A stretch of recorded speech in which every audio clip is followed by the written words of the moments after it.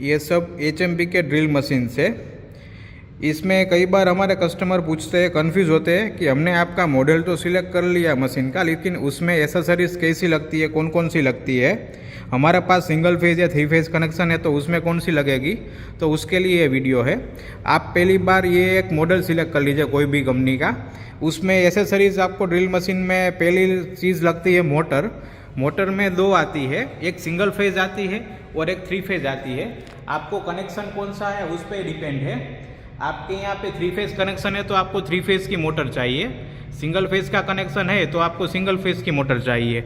Motor के बाद उसका बेल्ट लगता है, ये बेल्ट आपको लगेगा। मोटर लगाने के बाद इसका डायमेंशन आपको निकलता है कि आपको कौन सा बेल्ट लगेगा, कौन से ग्रूव का। मोटर और वी बेल्ट लगाने के बाद आपको स्विच प्रीफर करनी है। आपने अगर 3 फेज डाला है तो रिवर्स फॉरवर्ड स्विच आएगी, और सिंगल फेज मोटर डाली है तो ऑन ऑफ स्विच आएगी। स्विच लगाने के बाद आपको चक लगेगा। इसमें 13 mm का रेगुलर सीरीज चक लेता है। फिर आपका शाफ्ट MT2 है, 3 है, 4 है। इसके लिए शाफ्ट और चक के बीच में ये कनेक्टर रहते हैं।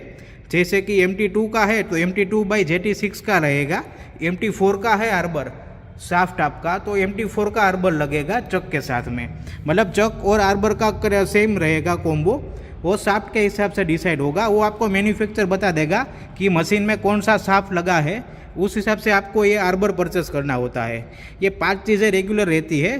पहली होती है ड्रिल के बाद मोटर, मोटर के बाद आपको वी बेल्ट परचेस करना है, वी बेल्ट के बाद स्विच आएगी, स्विच के बाद चक रहेगा और आर्बर रहेगा। और एक्स्ट्रा एसेसरीज चाहिए आपको तो उसमें क्लैंपिंग के लिए वाइस भी आते हैं। इसमें 4 inch, 5 inch, 6 inch, 8 inch, 10 inch तक के सब सीरीज़ें आती है।